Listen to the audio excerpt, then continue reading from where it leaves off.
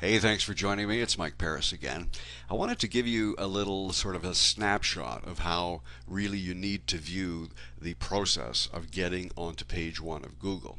Okay, how to rank really, really well.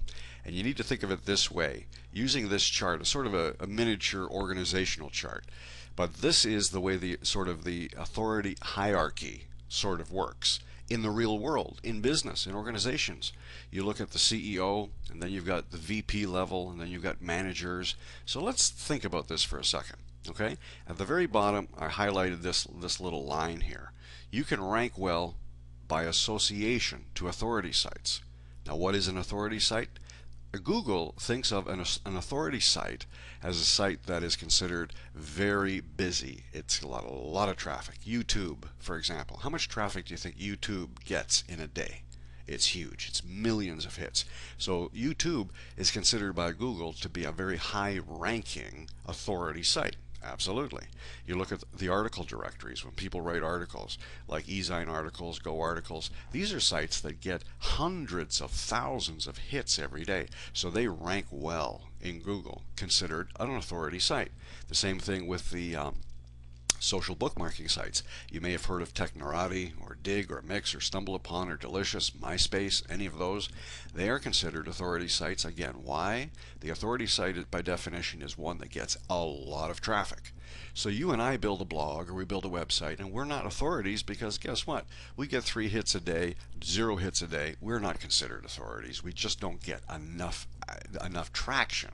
So Google, in its logic, Google's not complicated. I say this over and over again. People make Google complicated. Google is just a logical process. If you follow the logic, and that's what I'm trying to do in this chart, you come up with your, at the very top, your actual blog. In this case, I'm using something I built called Canadian Stock Alerts. It's a blog. That's my CEO. And the CEO of that blog wants to refer to his VPs, and his VPs are, he's in charge of article marketing, one's in charge of videos, one's in charge of social bookmarking, one's in charge of RSS feeds. And you cannot ignore these VPs. They are authorities, as they would be in any company. You want to get some action going, something's wrong, you go to the authority. You go into a store and you're not getting any activity for some problem you're having with a product you bought. What do? You escalate. I need to speak to your manager. And the manager comes in and he sort of blows you off. You say, you know what? I'm going to escalate to the next level. I'm going to the regional manager. Some people will go as high as the VP if they can. This is the real world. We do this every day. We want to deal with an authority because the authority can get something done. And that's the way Google is thinking within the ranking business. So that's the way this chart works. And if you look at the directories, the videos, the social bookmarking sites, or the RSS directories, they all feed Google on a regular basis. And Google's hungry for all this information. So when any activity goes on any of these sites, Google pays major attention, which is the dividend to you because it brings attention to you by association. If you show up in pictures on a regular basis with Tiger Woods or Madonna or anybody who's famous, somebody's going to have to ask, who is this other person beside Madonna? Right? You're famous by association. How many times did somebody write something, a book, that is not genius material, but they show up on Oprah, they show up on Conan O'Brien, and all of a sudden their star status goes right to the top. Why? Because they were associating with a very famous person. Oprah, Conan O'Brien, David Letterman, you know what I'm saying, that kind of thing. So the association with an authority or an authority site is very much relevant to Google as it is to the real world. So this is a chart that you really have to keep in your mind. You can fight it all you want, but you're going to spend a lot of time never getting any recognition. So let me go back to the beginning here. And what you need to start with is your long tail keyword phrase, which is ultimately the name of your blog. Okay, you have to come up with the right name. Don't just pull it out of the air.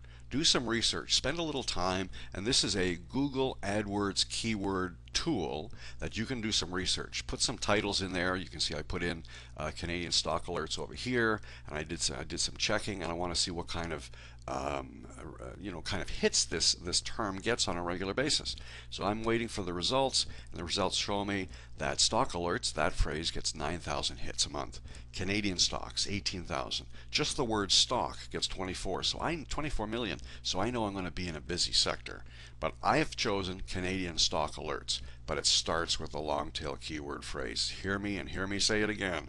If you mess this up, you are going to spend a lot of time just being oblivious to the search engine. So do that part right. So then I went to Google and typed in Canadian stock alerts. So I do the search there. This is in June of 2000, soon to be July 2009. And at the very top, what do you see? Canadian stock alerts. This is after the fact. I've obviously built the blog. So I have the number 1 spot, the number 2 spot, because this is an article. This is another article. Down here is a social bookmarking site. So I have the top 4 on page 1. I am absolutely dominating. And you look over here, there are 34 million associated pages with this title, and I am on page 1. Now all of these people over here are paying to be there. Okay, this is a penny stock site. This is a software site. So these are all people that are paying to be there. And at any time when you click on those ads, they have to pay money. So a lot of these people at the end of the month, they may have spent a couple of $1,000s to be there. Okay, he may say, I don't have the budget to continue. He is absolutely gone. Meanwhile, I'm staying over here in the number 1 position, and I'm paying $0. Okay, now remember the chart I showed you. Okay, there are 4 VPs you have under the CEO. This is a VP of article marketing. So let's go back to the articles now. And I wrote an article for eZine articles, and I always use the 3 keyword that I chose for my blog. The title of this article is Canadian stock alerts, and then I add what the content is about. So if you look at this part, I am using continuity with that phrase. Okay, and that's in the articles. Every article I would write about this blog has to have those 3 keywords, and then I add those 3 keywords within the article 3 or 4 times. I don't stack it. I don't overstuff the article with a 3-word key phrase, because Google will recognize that and penalize you. But get it in there in the title, within the title, and within the content of the body. I did a video. Okay, I have another VP in charge of videos. I did a video for YouTube and I submitted it, and it's called, yes, Canadian Stock Alerts. And then I go on and talk about the actual blog itself within the video. And then I go to my other VP who's in charge of all the social bookmarking sites, and this particular social bookmarking site is called Dig, and the little header there is, again, Canadian Stock Alerts. Okay, you see that it's relevant all the time to use that same phrase all the way through. Google loves this because the continuity will ultimately bring relevance over and over again. And every time you click on those titles, they take you ultimately to the actual blog itself. And that's what the blog looks like. You notice this is not a fancy blog. That was not the intention. The blog needs to be relevant. You've got the right title, you put the right title, the title within the writing of the blog itself, and you are, again, keeping the context relevant, and Google is all about relevance. It's not complicated, they just like the logic of following the same system over and over again. So, again, I come back to, this is the chart that you need to pay attention to. Absolutely. It's never going to change very much. There may be a different player that comes into the article marketing sphere, or there may be a new site for videos, there may be a new social bookmarking site, but ultimately these are the 4 pillars that you need to pay attention to if you want to rank well by association. You can rank well extremely fast, and you're doing it organically, meaning you're not paying any real money to be there. You are just taking advantage of Google's logic, and this is the whole point of it all. So again, with the video that you're watching right now, you probably notice over there on the right hand side there's a little URL, a little link. You might want to click on that, and I can give you a little more detail on how you can best rank well in Google. It's not complicated, it's just logical. I'm trying to give you the right information, because I really believe over and over again, you don't need a lot of information. What you need is the right information. So let's try and focus on being famous by association. People do it all the time, and I don't see why you can't do exactly the same thing and rank well in Google. Thanks for dropping by. Have a terrific day.